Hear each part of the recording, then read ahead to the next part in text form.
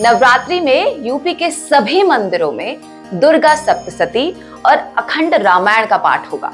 इसके साथ ही सांस्कृतिक कार्यक्रम भी कराए जाएंगे और इसके लिए बकायदा हर जिले को 1-1 लाख रुपए भी दिए जाएंगे। लेकिन जैसे ही फैसला आया, इस फैसले पर ध्रुवीकरण का आरोप लग रहा है। सरयू की लहरों पर तारों सा तैरता भव्य दीपोत्सव आपने देखा बनारस के घाट पर गंगा की लहरों पर लहकती हुई आध्यात्म की पताकाओं को।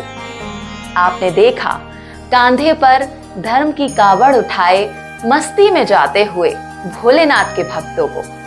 मगर अब आप देखेंगे उत्तर प्रदेश में अद्भुत नवरात्रि। इस बार महोत्सव पहले से ज्यादा भव्य होगा। नवरात्रि का उत्सव पहले से ज्यादा दिव्य होगा। यूपी में संस्कृति विभाग ने आदेश दिया कि 22 मार्च से शुरू हो रही चैत्र नवरात्रि में प्रदेश के सभी मंदिरों में अखंड रामायण और दुर्गा सप्तशती का पाठ होगा। सभी मंदिरों में सांस्कृतिक कार्यक्रम आयोजित किए जाएंगे। आयोजनों के लिए हर जिले को 1-1 लाख रुपए दिए जाएंगे। जिला, तहसील और ब्लॉक स्तर पर ये प्रोग्राम्स किए जाएंगे। ये कार्यक्रम सफलतापूर्वक हो, इसमें किसी तरह की चूक ना हो, इसके लिए बकायदा जिलाधिकारियों और मंडल के कमिश्नर्स को निर्देश भी दे दिए गए हैं। निर्देशों में कहा गया है कि 21 मार्च तक इन समस्त कार्यक्रमों से संबंधित जो भी तैयारियां हैं वो पूरी कर ली जाएं। इतना ही नहीं, राज्य स्तर पर 2 नोडल ऑफिसर्स भी नियुक्त कर दिए गए हैं।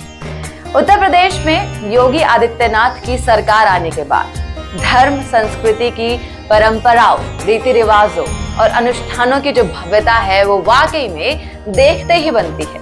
लेकिन यूपी सरकार की ओर से नवरात्रि को लेकर जब ये निर्णय लिया गया तो मुस्लिम धर्मगुरुओं की ओर से भी अब मांग उठने लगी है। क्यों?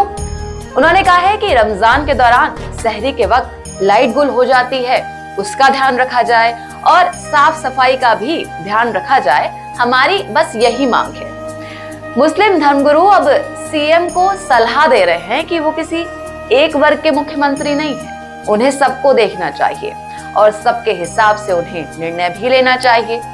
वो कह रहे हैं कि हमारे जो मुख्यमंत्री हैं वो एक जिम्मेदार पद की कुर्सी पर बैठे हुए हैं और वो प्रदेश में सभी के मुख्यमंत्री हैं। जब उन्होंने शपथ ली थी यहाँ पर मुख्यमंत्री बनते वक्त, तो उस वक्त उन्होंने सभी के साथ इंसाफ करने का वादा किया है। इसीलिए उनको अपनी शपथ का ख्याल रखते हुए किसी विशेष समुदाय के साथ काम करने के साथ ही जो दूसरे समुदाय हैं उनके लिए भी काम करना चाहिए। और जब वो सभी के लिए काम करेंगे तभी सभी लोगों का भरोसा उन पर कायम हो सकता है। तो योगी सरकार की ओर से अब जैसे ही आदेश आया, समाजवादी पार्टी के अध्यक्ष अखिलेश यादव ने बिना वक्त गवाए यूपी सरकार पर धर्म के बाजारीकरण का आरोप लगा दिया और सियासी माइलेज लेने में वो पिछड़ ना जाएं, इसके लिए पुजारियों को जो दी जाने वाली रकम है उसके फैसले का भी जिक्र कर दिया।